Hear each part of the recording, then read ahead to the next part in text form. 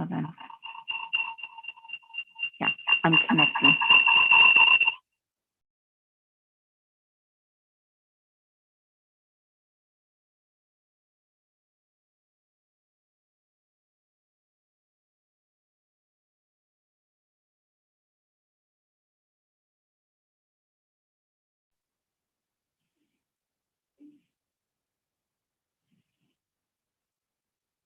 Try it again.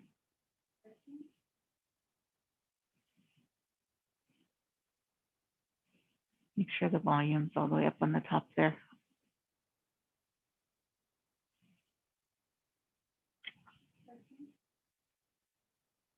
I'm not hearing you.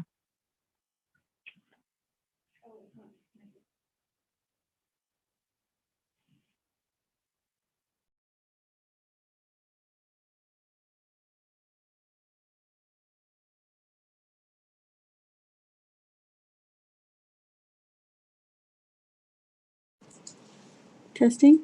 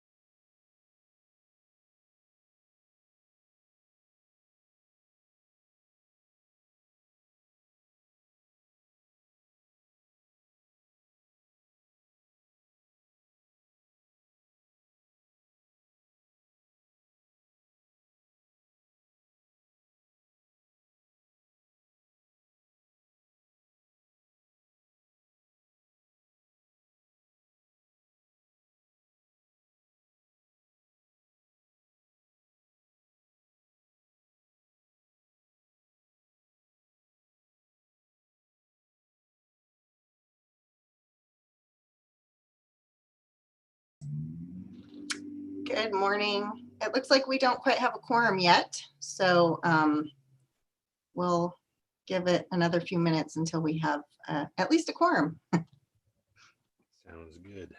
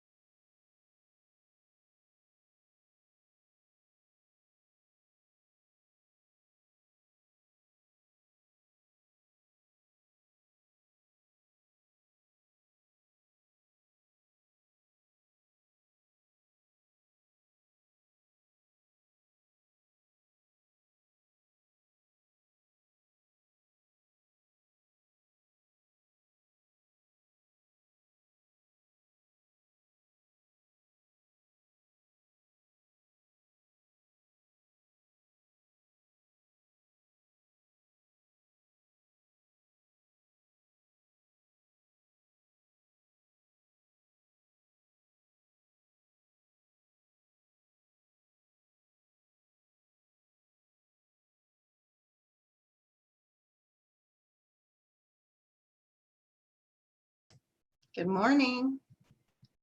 So we now have a quorum. Do we want to give it another minute or two, or I believe we have everyone said they were attending. Let's give it a start, Jennifer. Want to give it a start? Yeah. I like the executive decision, Mary Grace. All right. Let me get situated.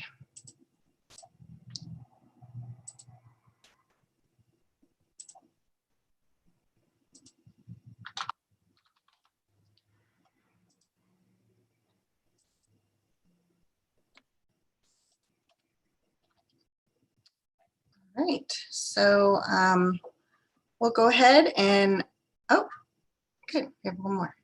We'll go ahead and call the meeting to order of the SubTAC. Secretary Reyes, can we have a roll call, please? Hi, good morning. City of Santa Rosa, Here. City of Cotati, Here. City of Roanoke Park, Here. Sonoma Water. I can see him. City of Sebastopol,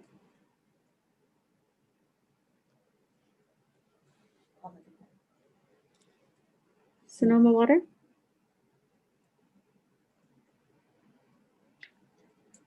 Mike, you're muted.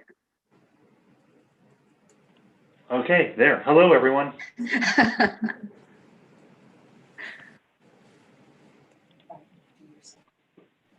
And I'm assuming you're taking roll call. I just heard like Sonoma Water, and I'm assuming you were, that was when my audio started. So I'm assuming you were doing roll call.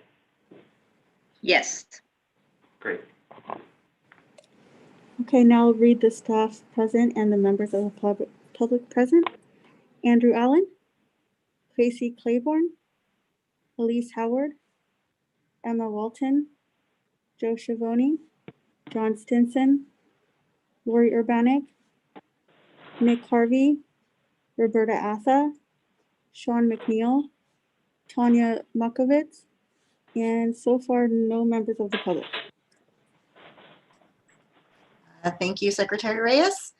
I just wanted to remind all SubTAC members, if you could, to mute your phones and your microphones when you are not speaking. We also do ask if you have the ability to have your camera unmuted so the public can see who's actually participating in the meeting. And with that, I will see if there is a motion for approval of the minutes. So moved. Second. All right, we have a motion from Roanoke Park and a second from Katati. Secretary, before we accept the minutes, I have to open for public comment. So we are now taking public comments on the minutes approval.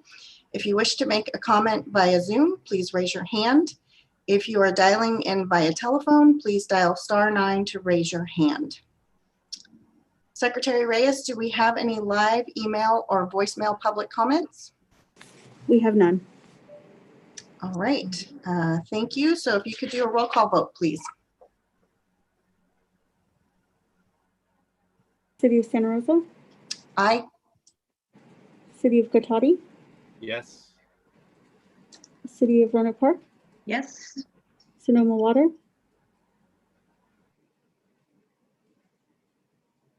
Sonoma Water,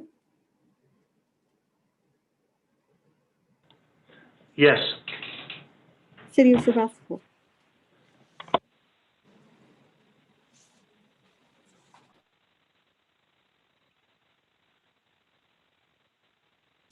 Okay, thank you. So those pass with 4 ayes and Sebastopol absent. Do we have any announcements? All right, I don't think so. So we'll go to item 4, public comment on non-agenda items. We are now taking public comments on item 4. If you wish to make a comment via Zoom, please raise your hand. If you're dialing in via telephone, please dial *9 to raise your hand. Secretary Reyes, do we have any live email or voicemail public comments for agenda item 4? We have none. All right, thank you. So we'll move on to new business, item 5.1. So our first item is a presentation on our catastrophic reserve and fiscal year 2021-2022 budget update. And we have Deputy Director, Engineering Resources, Lori Urbanik, and Administrative Analyst Nick Harvey making the presentation. All right, good morning, everyone. It's a pleasure to be here and nice to see you all. I'm not seeing the slideshow. Sorry, just one second. Yeah, it'll be up in just a minute. All right, thanks, Priscilla.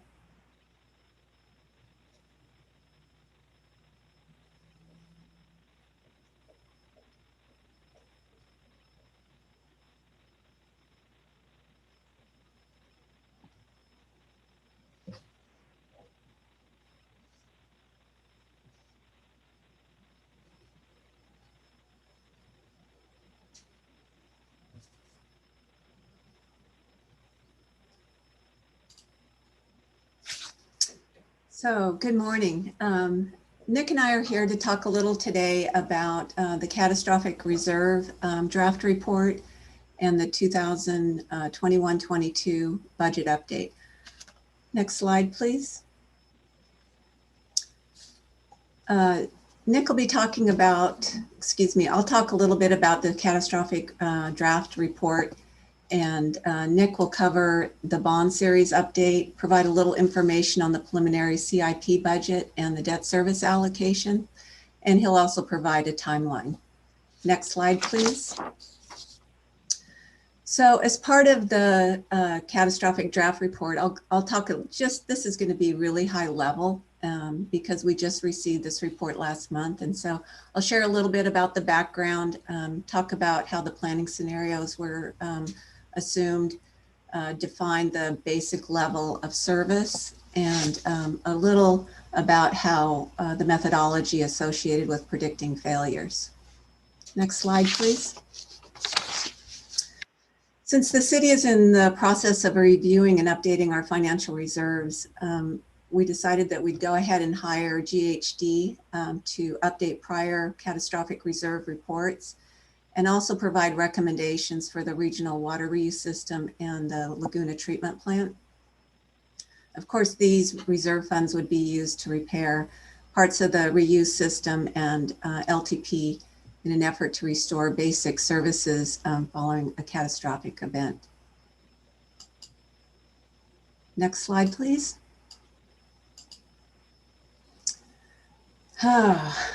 Catastrophic events, haven't we seen most of them already? The report takes a look at flooding, wildfire, acts of terrorism, and earthquakes. Of course, the cost of returning and restoring basic service after a catastrophe would certainly depend on the type of magnitude of the event and the level of repairs that would require restoration. So the report considered flooding and determined that in most flooding events, it's localized to the inundation area and primarily affecting the operation of electrical equipment, leaving structures and pipelines intact. The same would be true, it's considered of terrorist attacks. It's considered, the report at least, has considered it a localized event and would most likely affect above ground facilities. And the same is pretty true with wildfire. It would likely do less damage to below grade infrastructure than an earthquake.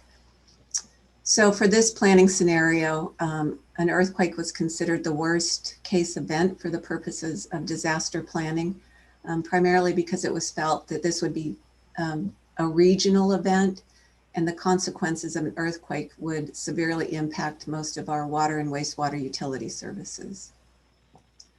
Next slide, please. So living in California, we all know that there's many different earthquake faults running through our great state. And so the USGS did some updated studies, and in fact, a special study that's noted in this report that the Rodgers Creek Fault has a 33% chance of experiencing a 6.7 magnitude earthquake in the Bay Area before 2043. It sounds like a long way away, but it's really not.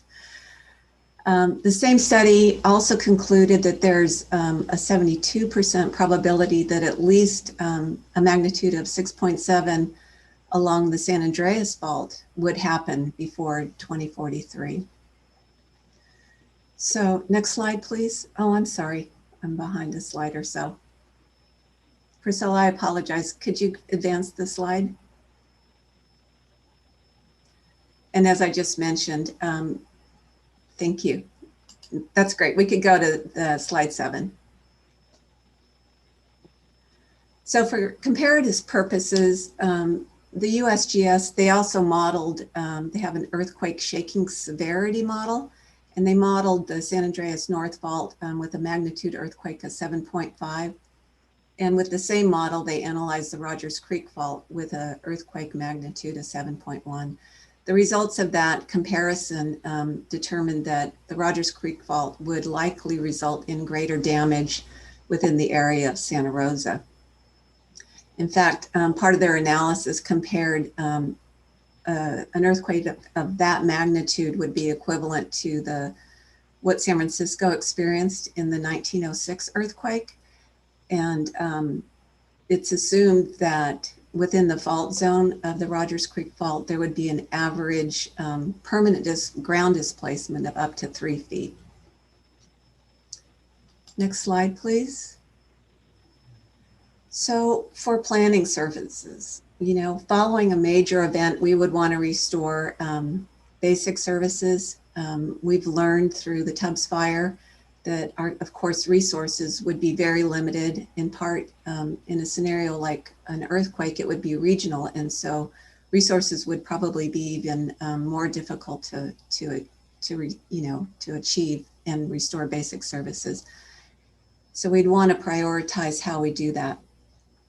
For the planning purposes, we understand that the cost of a significant damage to our infrastructure would be tremendous, and we'd have to plan for funding over a period of time and probably use CIP funds. And so for the purposes of this study, it only contemplates restoration of emergency repairs where significant damage has been observed and necessary to provide basic service.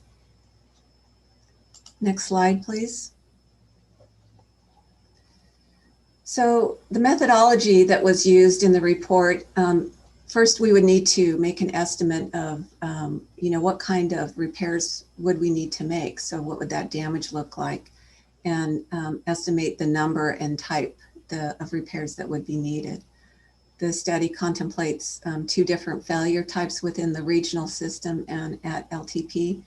Of course, there's pipeline failures and other facility failures. Next slide, please.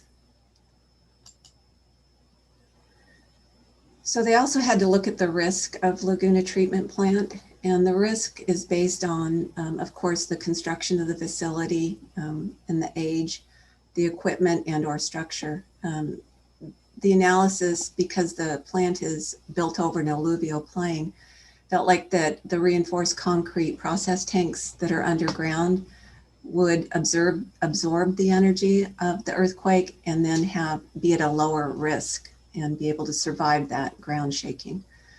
However, as we all probably know, structures that are multi-story and some slab-based platforms or equipment that is higher than 15 feet above the ground would experience considerable shaking, and therefore those types of structures are at a higher risk. Next slide, please. So the report did segregate priority 1 and priority 2 structures that would be addressed following an earthquake or some other catastrophic event. And those components that were considered important are for basic services, particularly at LTP, that would include compliance with our effluent permits, protection of operator safety, public health, and the environment. And the priority 2, while those functions are absolutely necessary and essential at the treatment plant, they're deemed not necessary to restore basic services and would be restored over a longer period of time. With that approach, we do anticipate that there would be sort of a reduced reliability in the overall system, but there are other methods that we are taking a look at, such as hiring contractors or having bypass operations to establish that, to establish some sort of minimum amount of treatment that would be necessary. Next slide, please. And this is a list of the repairs that the draft report concluded would likely sustain damage during this earthquake event. And our highest priority, obviously, for the regional system is to get LTP back up and operational. I won't go through this extensive list, and it'll be provided to you later with the slide deck. And next slide, please. So here's a list of the treatment plant priority 2 repairs that would likely need some level of repair depending on the damage. And again, these systems that you see here are lower priority, not because they're not important. It just means that there may be alternative ways for us to achieve putting them back into service over a longer period of time. And so that's about the end of my report. But what I do want to leave you with is that our primary message for this part of the presentation is to let you know that we are working on this catastrophic reserve planning effort and trying to determine, what amount of reserve funding that we need to have available for events such as these. We're working on the draft right now, and we will certainly bring this back to this group once we have a final report prepared.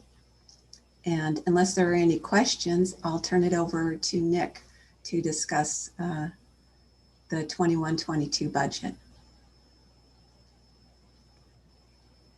Yes, thank you, Lori. Good morning, everybody. As Lori mentioned, I am going to do a quick update on the 2020 bond issuance highlights and kind of inform you all where we are in the next fiscal year 21-22 budget process. Can we go to slide 15, please? So first of all, I want to do a quick review of our recent bond issuances. We closed on 2 bond issuances in December. Luckily, because of very favorable market conditions, we're able to realize significant savings for our ratepayers. especially on the 2020 A series, which is the funding for the UV disinfection system replacement. We anticipated carrying at least $60 million in debt for that issuance. Luckily, we sold it went to market at an $18 million premium. So we got $70 million of bond proceeds while only taking on $52 million of debt. So that was very advantageous. The other issuance, the 2020 Bs, which was essentially a refinancing, if you will, of the 2020 the original 2012 A revenue bonds, excuse me. We were able to take advantage of lower interest rates and realize approximately $9.7 million in net present value savings over the remaining life of that debt. Next slide, please. So this slide just the original numbers we had preliminarily planned for last year. When we were anticipating going out for the bonds, we had anticipated, if you look at the bottom there, we had anticipated the first column is what we anticipated our year-over-year increase from fiscal year 2021 to 21-22 being. We anticipated just over $3 million of increase in annual debt service. But due to how favorably our bond issuance went, we're only actually seeing an increase of $2.1 million in debt service for 21-22 over the previous year. Next slide, please. So here's comparative CIP and debt service allocations for 21-22. As you all know, we're continuing on with our plan to escalate the regional CIP investment of $1 million per year. So we'll be appropriating $8 million as opposed to the $7 million for the previous year. Debt service, as was just referenced on the previous slide, is increasing $2.1 million overall as we're now making payments on the new debt. As noted below, the O&M allocations are still outstanding, and I'll be talking a little bit about that in the coming slides. Next slide, please. So as far as the overall budget process for 21-22, as I just mentioned, the sub-regional or the regional debt service and CIP allocations are established. Jan Mazik, the city's new CFO, came on board in January. So she's getting, finance team up to speed and figuring out the budget strategies for this year. The third point there says financial screens have not been open. However, we just received word on Monday that the systems are in fact open as of Monday for all the enterprise funds, including the regional water fund. So the staff is currently working on inputting O&M budgets. While we'll be able to get a good start on that, we won't actually be able to finalize anything until the formal direction is given from the city manager's office and the finance department as to what the final citywide budgeting policy is going to be for the year. Next slide, please.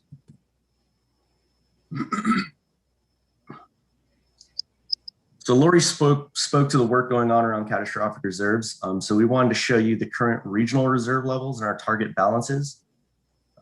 Santa Rosa Water, as an enterprise, we needed to define at least a placeholder value for target reserves, as we're well into the process of bringing rate recommendations to BPU and City Council. The defined catastrophic reserve levels will be determined through the process Lori discussed. And once final targets are determined as a result of the study, we're going to take a measured approach to building those reserves towards the target level over time with the sensitivity to the impacts on rates. And that's all of our rate models, Santa Rosa's as well as the partner agencies, as we realize that, year over year, multi-million-dollar swings can have quite an impact on everybody's rates. So we're very cognizant of that, and we want to take a collaborative approach to building towards what those target balances end up being. Now, next slide, please.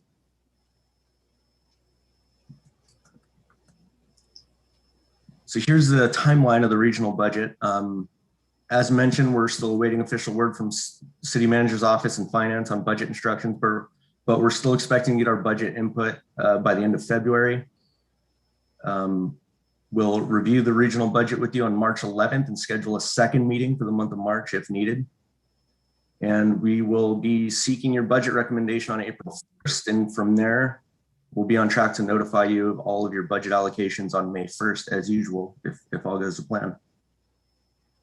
And with that, I'm more than happy to answer any questions if anybody has any. Thank you, Lori and Nick. Do any of the subtac members have any questions or comments?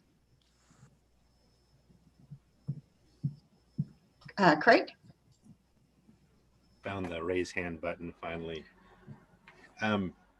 Yeah, so I know it's speculative, but how does the potential COVID relief funding play into this budget scenario? Is it anticipated to have, an impact on the budget? That's a great question. In terms of COVID relief funding, we're continuing to follow a couple different initiatives. One that is through the Treasury bill that could potentially help customers. There's some information through the stimulus bill. There's potentially some new funding available that was announced, I think, on Tuesday. We're following all those initiatives, but as of right now, in terms of our budget, that we're looking at, we're not anticipating receiving any of that funding at this time. So it's we're not looking to incorporate that into the budget at this time. But as Nick mentioned, we have just opened screens and we need to get some more direction from our city manager's office and CFO.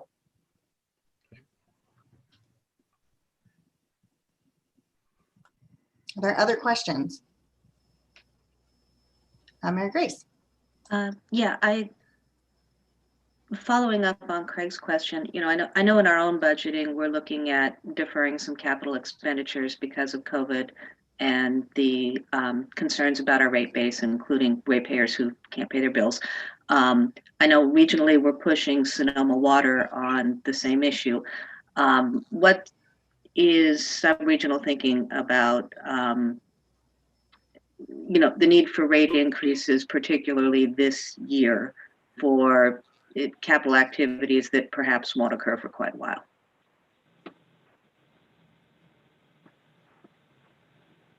So I'll go ahead and I feel like I should let staff answer, but so yes, we are definitely absolutely understanding the need to the impacts to our customers. I think we are experiencing that in Santa Rosa.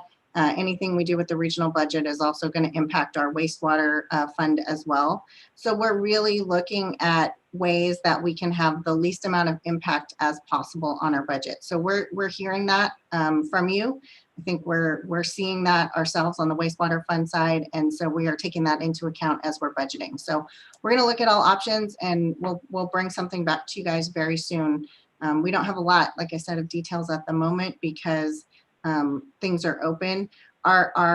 We also know there's a lot of capital need out there, and our projects are going well out at the treatment plant.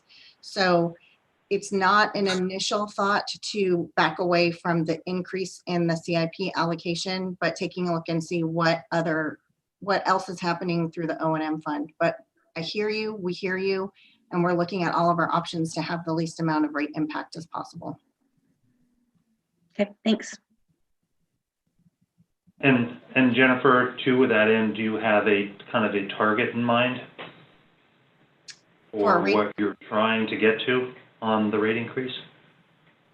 I don't think we do at this time, no. Okay.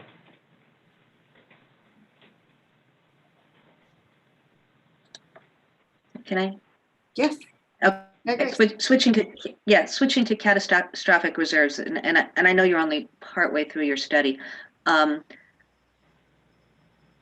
Will you be taking into account the likelihood that if we see a disaster of the magnitude you're predicting with a 7.1 earthquake on Rodgers Creek Fault, that there's likely to be some outside funding sources available to help? I know there will be cash flow issues. You can't argue that point at all, but the likelihood that we would have to bear 100% of the costs of a catastrophe is probably pretty low. Yeah, we completely agree with you that that's part of what we're trying to look at is really how much money do we need for the first, say, 2 to 3 months to get us back up and running, and then looking at other options for funding, short-term, loans, things like that. So those are exactly the things that we're contemplating, because one of the things that we did learn with the Tubbs fire is that we had plenty of money, and money wasn't at the time our limiting factor. There are many different factors associated with how much money one agency can spend, and the drawdown on resources during an event like this would be tremendous, and there would be a lot of competition. And so we're really more concerned about those resources than financial resources at this point. Thanks.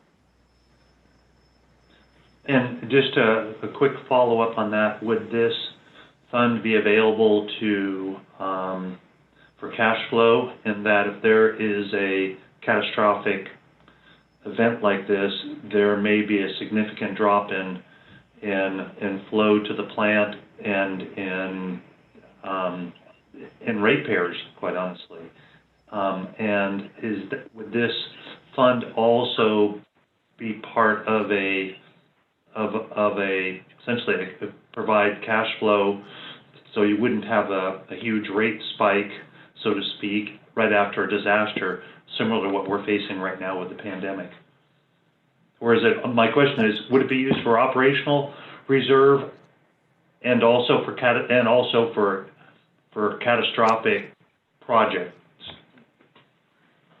I can speak to that, I think. If I recall correctly, the catastrophic reserve policy, our formal policy, and I can follow up on this, I do believe it provides for liquidation of some or all of those funds in the event of severe impairment of revenues.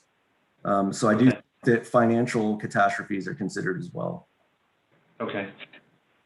And I think that's important because, again, I think in such an event, we'll be facing the same thing that we're facing this year, with significant pressure on rates, and being able to have a reserve like this to draw upon to help reduce some of those rate impacts, I think would be important. One more note on that. I would also add that in addition to catastrophic reserves, the operating fund also has a significant operations reserve that would probably in such an instance be liquidated much sooner than the catastrophic reserve. So we have backstops. Yeah. Nick, would you happen to know what the operating reserve is? I don't have the exact dollar amount off the top of my head, but I can tell you that it is adjusted to be 15% of the total operating budget each year. Okay. So I can follow up with a dollar amount if you're interested. I don't need that. I was just curious. Is it 15%, 25%? That's great. Thank you. Yeah. And I'm sorry, I'll ask one more question. By operating budget, that includes debt service. Is that the operating budget would include debt service and your normal like services and supplies, but not capital improvements, correct? Yes, it doesn't include capital improvements. I believe it includes all O&M keys, including debt service keys, I believe. Thank you.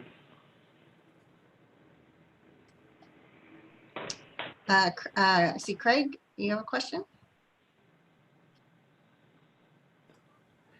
Yes, and I don't intend to get into the weeds on this. It's just how do the ponds figure in the priority 1 and 2, and is the geysers pipeline system included, and if so, if it's a 1 or a 2? So I'm not an expert at plant operations, but the report, the only portion of the reuse system that the report is defining as a priority would be one of the pump stations that I believe, and I may need some help from my my operations team, but I believe it's the Delta Pond pump station that we would need to make sure that was working so we could pump back to LTP in the event of an emergency. That was the only infrastructure that we really would require. But the thoughts were that, we could always pump into the Laguna with treated water. And so the geyser system becomes a secondary goal for the city to restore. And there's also a specific catastrophic reserve recommendation for the geyser system as well.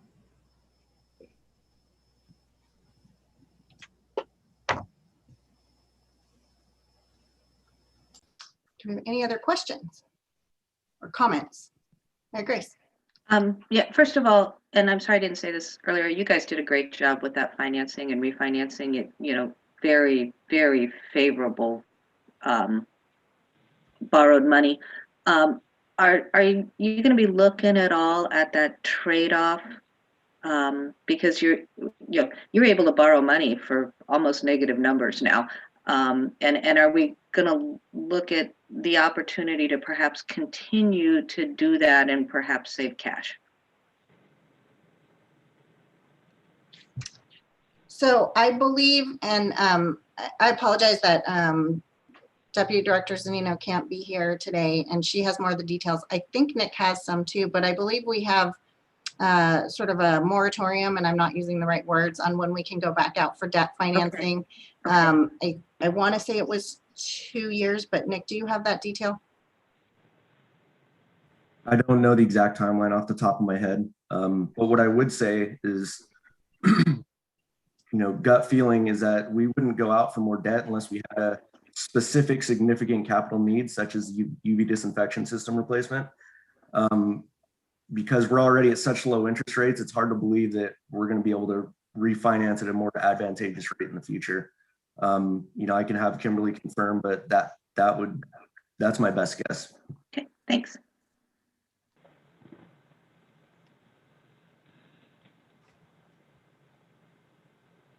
Any other board or subtac questions or comments before we open it up to public comment?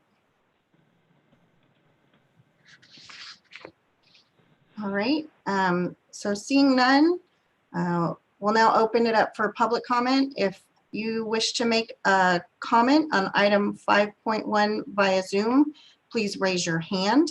If you're dialing in via telephone, please dial *9 to raise your hand. Secretary Reyes, do we have any public comments on this item? We have none. All right. Thank you, Lori and Nick, and thank you, subtac members, for the great feedback as we start into our budgeting process for this year. So we'll be back at our next subtac meeting with more information. All right. So with that, we'll go to item 5.2.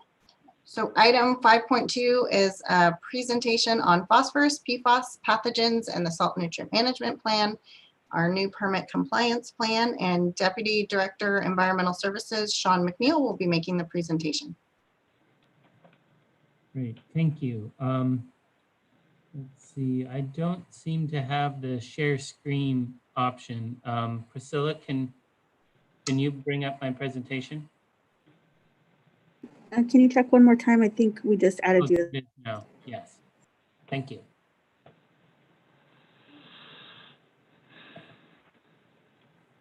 I don't know if anybody's had a chance to see the lawyer who had the cat as a filter on. It is. Oh yeah. Okay. Great. So today I just want to kind of give an update of the Environmental Services Division for the Water Department and really just kind of focus on the part that deals with the subregional plan. So I'll be kind of talking about a few things here. So the Environmental Services update will include a brief discussion on our phosphorus limit. I'll dig into some of the special provisions in our new NPDES permit. We'll also do an update of where we are with our PFAS sampling. And then I just want to give a little window into what's new in our Laguna Environmental Lab. It's oftentimes forgotten, but they're the source of a lot of our data and information about our systems. So starting off with phosphorus, in our new permit, we were given 2 options for compliance. One was the water quality trading framework, which is a modification of the nutrient offset program. And another was this idea promoted by the city, which was an alternative compliance program where we would go out, identify a project with multiple benefits in the watershed and agree to do that as a part of our compliance. And that's what we were hoping for, but the regional board put that we'd have to still control 44,000 pounds of phosphorus, which is greater than what we've controlled in the last 8 years. So we just felt, just out of prudence with our budget, that we would need to go with the water quality trading framework. So we've officially given that notification to the regional board that for our compliance tracking, we'll be using the water quality trading framework over the next permit term. The currently what we have generating credits are the Pepperwood Dairy, or excuse me, Pepperwood, where we did a road stabilization project. Ocean View Dairy, we did receive credits, but none of those credits are extant. They're all either used or expired. We do have some credits coming in each year from the Beretta Dairy, which was an on-farm set of BMPs to help prevent runoff from the dairy getting into the local waterways. And then recently we partnered with Sonoma Water, thank you, Mike, and Neil Lassiter on the Laguna 1 and 2 sediment removal and restoration program. And this project was very successful in removing quite a bit of legacy sediment and phosphorus in the Laguna, creating a low flow channel that directs that water in the drier season into this low flow channel, which is drying out the floodplain and hopefully reducing the regrowth of all the Ludwigia in that section of creek, so that we can get better health benefits and greater flood control and really stop the phosphorus pumping of the Ludwigia. And as we're moving forward, developing new projects, we're working in coordination with the town of Windsor, Sonoma Water, and a number of other entities who might have opportunities for phosphorus removal, just to make sure that we have the right amount of credits for our discharge. Right now, we have about 14,000. Our estimate is we have about 14,500 credits moving from the nutrient offset program into the water quality trading framework. And we'll be getting another 4,500 from the Laguna 1 and 2 next year added in. And then, so we feel like we're right now, we can cover 1 big discharge or 2 minor to medium-sized discharges. And we'll be working with the town of Windsor. We are still trying to understand from the regional board the life of each of these credits and how long they'll last. And we're trying to fight to make sure that once we purchase credits and remove that phosphorus, that we get to use those credits in our bank account. It just would allow us to invest wisely in these phosphorus programs. So that's still under negotiation. Other issues in the permit are some special provisions in the permit. This is, where a lot of the changes in our MPDS permit come with each new revision. So we have a whole host of reopener provisions. I'll focus on one of those today, the salt nutrient management plan that we've put forth. And I'll talk about some of the special studies and technical reports that are required in this permit. This is kind of the part of our permit that has us looking at the impacts that we might have or parts of our system to prevent further impacts, but also might be a signal for future regulations. So I'll talk about many of those today. So starting off with the salt and nutrient management plan. This is a plan that's required by the state in order to manage salts, nutrients, and other significant chemical compounds on a watershed basin-wide basis. Santa Rosa is partnered with Cotati, Sebastopol, Roanoke Park, Windsor, and Sonoma Water on our 2013 plan, which we provided to the regional board. We also recently submitted a monitoring and reporting plan for this salt nutrient management plan.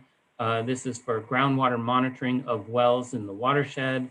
And next week, we will be receiving some feedback from the regional board on our salt nutrient management plan. And a number of you have been invited to that meeting so that we can understand any needed revisions and concerns that the regional board has with what we've submitted.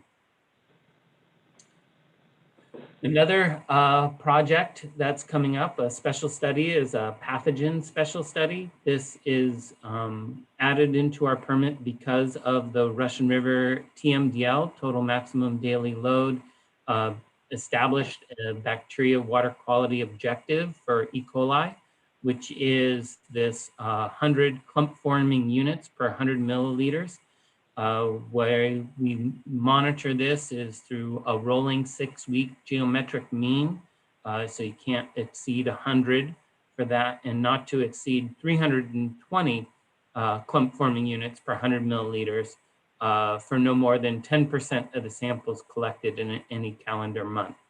Why we don't believe that our current ponds would be higher than these numbers. We've done a little bit of an analysis a couple years ago, and the highest we found was about 55 clump forming units. But in our study, we want to make sure, knowing that the regional board is going to use this for a reasonable potential, and if we do get a hit, we want to make sure that we are able to explain it. So our plan is to be not only quantifying the amount, but trying to figure out the origin of any E. coli so that we can take out any E. coli from environmental factors like birds and fish that might also be in our settling ponds. I want to mention that Windsor also has this same requirement in their permit. And so we are working with them so that we create one study for both of our agencies, or at least that the studies are comparable. We're working with the same consultant on this, and our work plan is due August of this year. And once we get that work plan approved by the regional board, we'll be collecting data and submitting that to the regional board on or before July 31st, 2024. We also need to be doing an engineering evaluation of our recycled water storage ponds and discharge outfalls. Recently, the city had a number of unauthorized discharges in relation to some discharge valves that we hadn't used a lot because this infrastructure isn't used frequently and leads to a discharge when we open or exercise valves. We had a few valves stick slightly open in 2017 after discharging. So we went in and repaired those, but the regional board has concern about some of our other infrastructure. So we're permitted to discharge in some other locations that we haven't discharged in over 20 years. They're sort of emergency relief discharge places. So they're wanting us to review that infrastructure and give them an assessment of the quality and functioning of some of that infrastructure. So we've already completed our initial work plan, which is really, we're going to be hiring a consultant to support our staff and look at a number of these key pinch points in this system. And then we will be submitting a final report due July 31st, 2024. Also in our permit, while we just completed a local limits study and sewer use ordinance evaluation in our last permit term, this is something we're going to need to do each permit term. Our hope is that as we do this much more frequently than we have in the past, that there'll only be minor changes to the local limits and may or may not require changes to our sewer use ordinance. But we'll be doing that evaluation. It is due in February of 2024. Our plan right now is we're trying to map out when we would be able to do all these special studies, because we really want to get this done maybe, or get started late next year on that, so that we would have plenty of time for back and forth on that. Another requirement in our permit is that we have a disaster preparedness assessment report and action plan. The first bullet point is straight out of our permit, which highlights that there is concern. Many wastewater treatment plants are located at low elevations, just so that you're the lowest elevations in the area, and the Laguna treatment plant is no exception to that. So we have a threat of flooding. Obviously, we have threats of it seems like I can't say that we don't have a threat of fire, but we have a threat of implications of fire, which is power safety, the power shutoffs and loss of power. So we'll just be building a whole disaster preparedness assessment report, which makes sense. Identify the control measures needed to protect this infrastructure, and this final report will be due to the regional board by August 2023.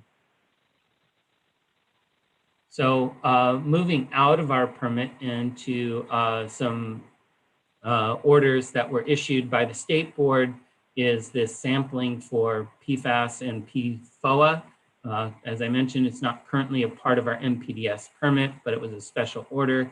Because these chemicals, also known as forever chemicals, are used in many consumer products, including lotions and body washes and various types of clothing, waterproofing, that you have to have special sampling protocols. Here's a picture of a special sampling device to sample our biosolids. And we have completed our first round of results for the treatment plant, and that was a measuring of our influent, effluent, and biosolids. We've sent off our samples for the second round. So we do this every quarter for a year. And we've produced a report to the regional board and monitoring plan for how we would sample our wells on our recycled water properties and our biosolids application sites. So that we will need to do one time over the next year. And so far our results, we don't really have a lot of benchmarking, but they seem relatively low. But eventually I could see that this will grow into us needing to look into our pretreatment program and seeing where the potential sources are for PFAS into our system. So I'd like to just kind of conclude with our updates on our Laguna Environmental Lab. As I mentioned earlier, these are the eyes of our operations. They're providing us information about how the treatment plant is operating and removing constituents and monitoring and meeting our requirements as in the permit. About 17 years ago, we expanded our Laguna Environmental Lab and added a new lab where our principal lab analysts sit. That's where most of our sophisticated instruments are. We've been budgeting for replacement of the instruments in that lab, which oftentimes have anywhere from a 10 to 15 year life. And we've been able to have really good maintenance on those instruments. So we've been able to extend their life. but now is the time we're starting to replace them. We just got a new gas chromatograph mass spectrophotometer. This is probably our most expensive unit, measures volatile compounds. Was a great for us to be able to bring this into our lab at this time, as our old GCMS is starting to cause problems and fail. That will bring this online. It'll let us do some new methods, giving us greater operational flexibility. So we'll be bringing that online. And it's not easy to bring a new instrument online when you are an environmental lab. There's a bunch of tests and demonstration of capability that we need to do, and reports that we need to submit to our accrediting agency before we can start gathering data from that instrument. So we're working on that for this new instrument. And then the big change that's happening statewide is that the Environmental Lab Accrediting Program, which sits underneath the guidance of the State Water Resources Control Board, is switching over to the new TNI standards, which is the NELAC Institute standards. It's a national standard. And what it's doing is it's creating a need for us to add 885 new requirements into our lab. And we're seeing this requirement, as I mentioned, across the state.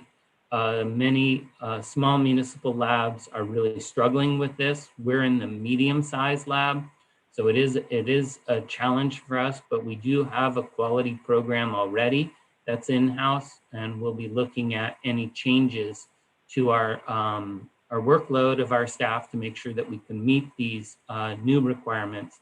And we have 3 years to come into compliance with this. Our goal is to come into compliance within 2 years, so that we have a year to work out any kinks that might need to be worked out as we're trying to meet these new requirements. So with that, I'll take any questions.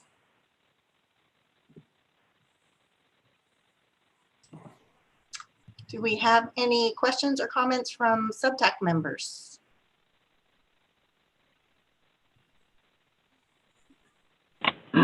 Yeah, Sean, just real quick with regard to the additional requirements on the lab, I mean, how do you, could you describe those a little bit? You said 800, I can't remember the number. Could you describe the complications with that?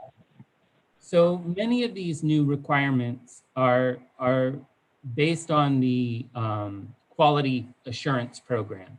So they're, for instance, we will need to have, with all of our tests and our LIMS system, every time we use a pipette to move an aliquot of a sample into a vial, we'll need to log which pipetter we used for that. We'll need to, and with that will come all of the calibration logs for that. So it's a really delving into a lot of the quality. We also need to have, because right now we have one full-time person doing our quality for our entire lab, but it's going to increase the amount of work that individual will need to accomplish. So we're looking at some of our principal lab analysts being able to help with that workload and make sure that all these details are tracked. So for instance, we would need to log every kind of agar that we get for growing any bacteria or coliform and make sure that we have that information logged in. So when you track that sample, everything is kind of, you know, it comes in the lab on this day, it was used on this day, it was tossed, you know, so you basically have a manifest for all of the consumables that go into the data analysis and tracking that. So those are just some examples. I see, Craig, you have a question as well? Thank you, Neil. Really good presentation. Very informative. Thank you. I did have a question just generally. There's a leapfrogging effect with updating these permits in the Bay Area, just to get a sense of how many of these permit requirements are already embedded in other permits and how many are really, we're being the bleeding edge, if you will, being the initial ones to have it being housed in our permit. If you could just give me a general idea for Sure. that.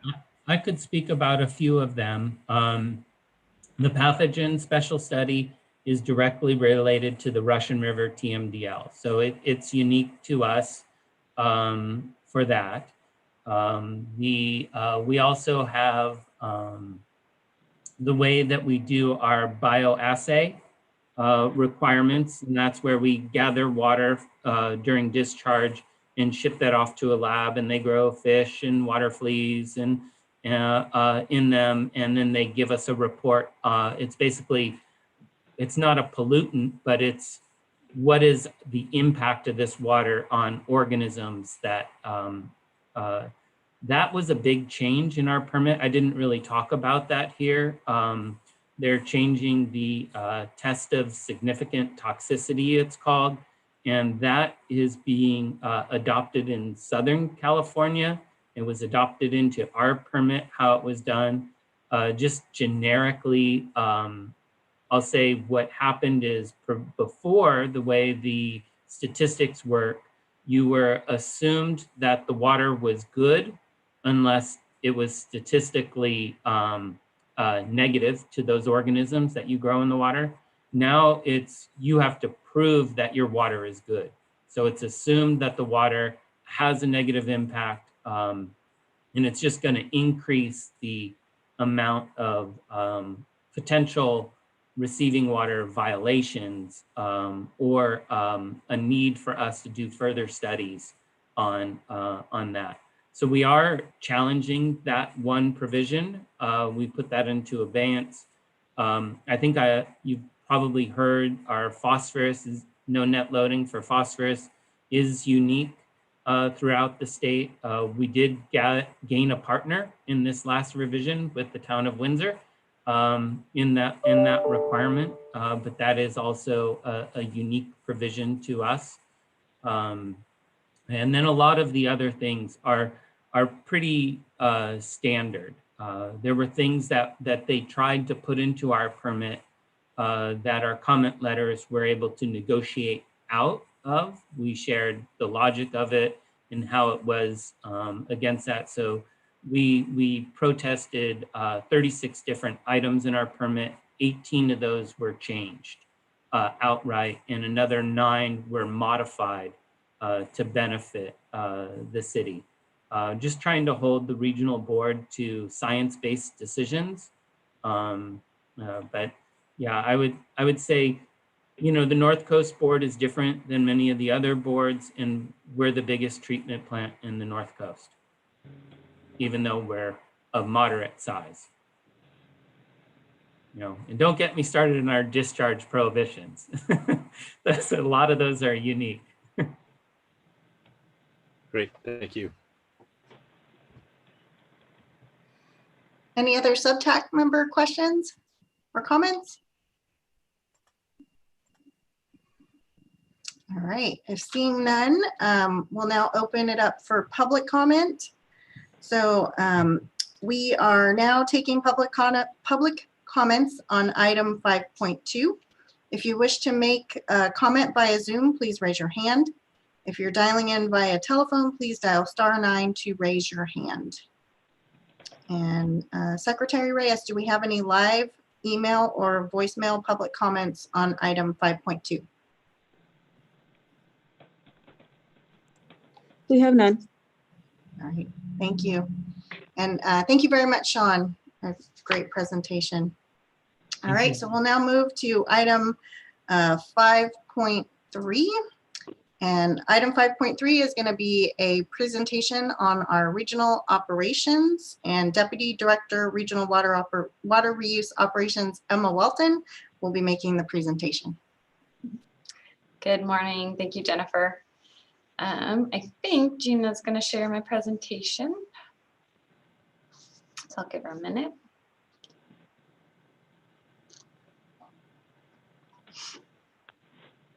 I guess just following up on Sean's comment about the cat filter, if you haven't seen it, you should definitely see it.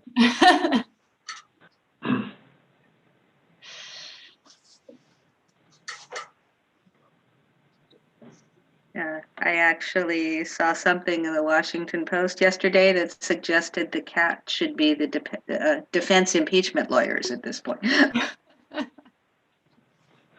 Well, and I actually downloaded a copy of the picture, and I'm going to use it as my screen background when I'm not on it. So. I thought about using the filter this morning, but figured Jennifer wouldn't approve it. Oh, you're not using the filter then? Oh.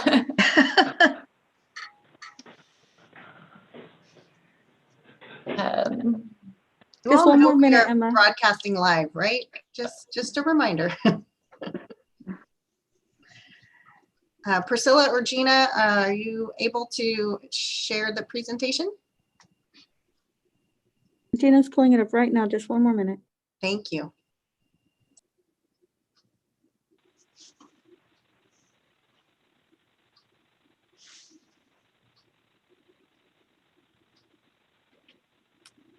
All right, so I'm just going to give a pretty brief update on what we have going on in regional operations, kind of with a majority of the focus being on our recycled water production and availability as we're continuing to see very dry weather. So next slide, please. So as I mentioned, I'll go into some depth about what we're looking like for recycled water availability. I'll briefly cover some current and upcoming major projects that we have going on, and then just wanted to give a brief update about where we are with the potential regional organics processing facility. Next slide, please. So a recap of what we were able to deliver in 2020. We delivered 3.8 billion gallons to the geysers steam fields, despite some very, very challenging circumstances last year. We were able to meet 91% of our contract, which was just an amazing effort by our staff, and just really, really impressed with their ability to, recover from so many really unfortunate circumstances and get the geyser system up and running and make our contract. We also delivered about 1.5 billion gallons to our ag irrigation users. This was less than what we typically are able to deliver in an average year. And we heard from a lot of our ag community that the cutbacks were hard, but it's going to be even harder this year. Just kind of a warning that we have very little recycled water available as we're moving into this irrigation season. We did provide our contract amount for urban irrigation and ended the year providing about 5.7 billion gallons in total, which is about 1 billion gallons less than we deliver in an average year. And the difference really was kind of split between the geysers and ag. We delivered about 500 million less to geysers than we typically do, and about 250 million less to ag than we typically do. And then the remainder is made up by our average discharge. So as you know, our discharge is kind of binary. We either do it or we don't, but if you average it over the years, it's about 400 billion gallons. So that's how you get to about 1 billion gallons less than average. Obviously, we want to deliver more. We didn't intentionally deliver 1 billion gallons less. We just didn't have the water. So if you move to the next slide, please. I wanted to show you kind of 35 years of data in kind of a simplified graphic. So you can see the light blue lines there show the average recycled water production per month over the last 35 years. You can see it's extremely variable, and we have very high production years and very low production years. But on average, we produce about what is represented by the gray line in the middle there. And then looking at last year in the dark blue line along the bottom, that was our historic low over 35 years of record. And this year you can see we're producing even less than we did last year, substantially. So the area under the curve is really what we're able to provide to our users. So if you go to the next slide, please. This shows a kind of a simplified version of what I just showed you. So the maximum in the gray dotted line there, and then the minimum flow last year with the gray in the average. So as I mentioned, what's under the line is what's available for our ag users. If you go to the next slide. On average, we have to keep about 5 billion gallons available for uninterruptible obligations. So this includes our geysers contract, our urban irrigation contracts, and then we do lose a significant amount to evaporation. So we have to account for that. So that kind of blue rectangle represents what we have to kind of keep in reservation for our uninterruptible obligations. Next slide, please. Anything above that, but below the curve, is what becomes available for our agricultural irrigation or what we're required to discharge. So on an average year, you can see we have about 2.1 billion gallons available for agricultural irrigation or are required to discharge. And this is just, as I mentioned, an average, and it's obviously very variable. So if you go to the next slide, please. This is what we're currently looking at for availability for our agricultural users. So significantly less than an average year, significantly less than last year, which was in and of itself a pretty tough year to get through. So just wanted to kind of run through that to give you an idea of what we're looking at for availability. So next slide, please. So with that information, we are preparing for little to no recycled water being available for our interruptible customers. We have established an ad hoc of our Board of Public Utilities to start tackling some of these hard conversations in how are we going to prioritize this very limited resource. We are continuing to have ongoing conversations with our ag users, both with the Farm Bureau specifically and with all of our ag users in general, just to give them a heads up of what we anticipate is coming for the irrigation season. It is still very early in the irrigation season, and we do have the potential to make up some water. As you couldn't see from previous years, we have been in circumstances like this where we were able to make up water. We just aren't anticipating that occurring given the kind of really dry forecast for a prolonged period of time. We are also continuing to have ongoing conversations with our regional partners as well as the geysers. We currently are delivering less to geysers than contract because we want to kind of maintain some water in storage to provide us operational flexibility, knowing that we will have to over deliver in the drier months.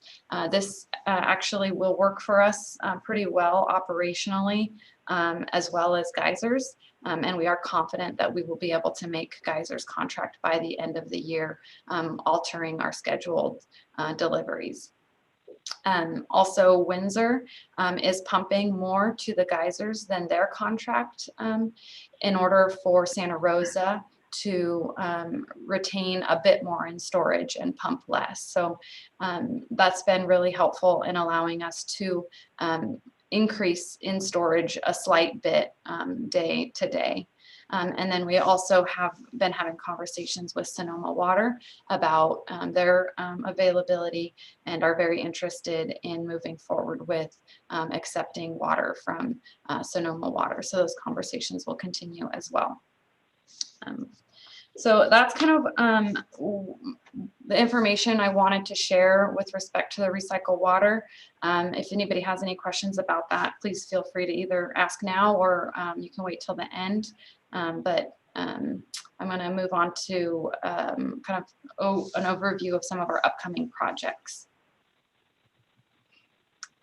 All right, go ahead, Gina.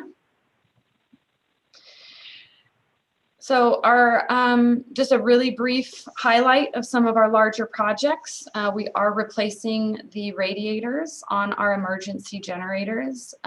We have found that we are using our emergency generators more and more as we continue more and more PSPS events. And we really need to make sure that our emergency generators are in very good working condition and reliable. So we're going to be doing some major work to replace the radiators in the near future. We also are anticipating replacing the geysers expansion joints that have failed in previous years. If you recall, we were originally scheduled to have this work completed last September.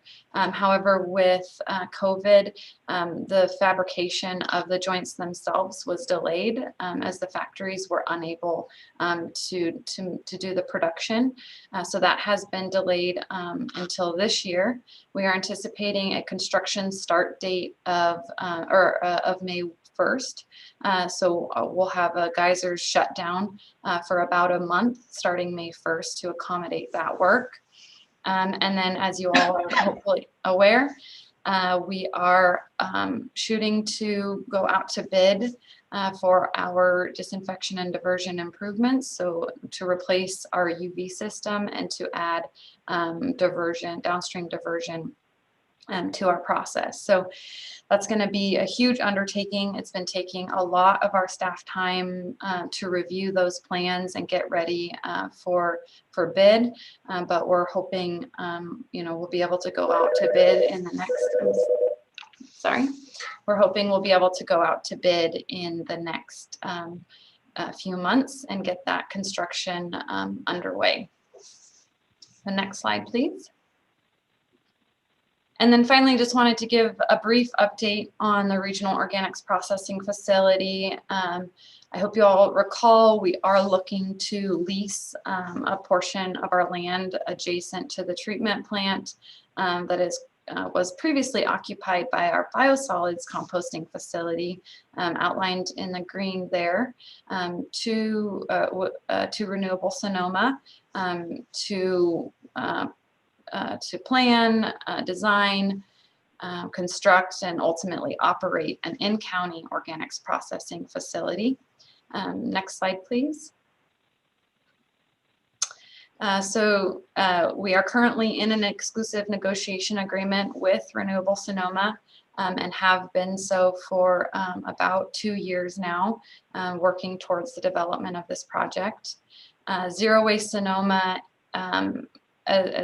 who's kind of the lead project agency, or the lead for the project, as well as the city, have been working toward draft pre-development agreements with Renewable Sonoma to further the negotiations and further the potential implementation of the project. Renewable Sonoma did present to Zero Waste Sonoma at their board meeting on November 18th, basically to provide a project update and an understanding of where they are in the process. And they were hoping to bring an item back to Zero Waste Sonoma with more refined kind of project costs and finances, which has not occurred yet, but they are working toward that. So next slide, please.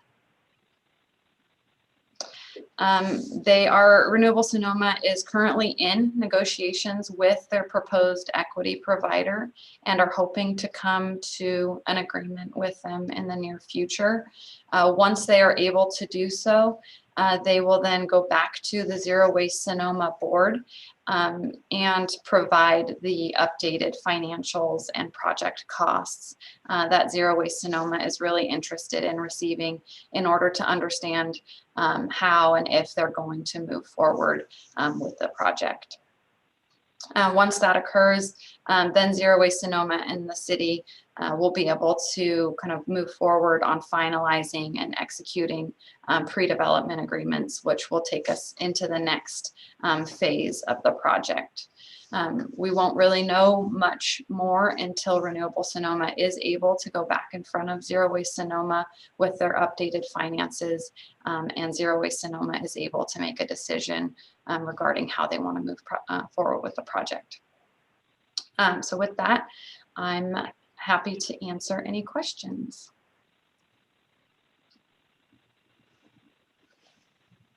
Thank you, Emma. Are there any SubTAC member questions or comments on this item?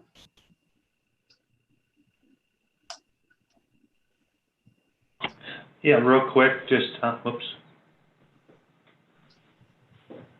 Emma, with regard to the emergency generator, how much, you might have said this and I could have missed it. How much more are you running it? Or do you have a sense of how much more? Is it twice as often? Well, it's been a combination of PSPS events, outages to facilitate geysers work, fires, and then kind of just other regular planned plant maintenance. But it really is dependent. I think we had 2 PSPS events last year, if I recall. I think the previous year we had like 6 or 7. Yeah. So it's really dependent on how many PS events. Yeah, makes sense. But we definitely want to make sure that we have we're maintaining our emergency backup generation power and really prioritizing that, since it's Agreed. essential to our operation. Yeah. Any other SubTAC member questions or comments?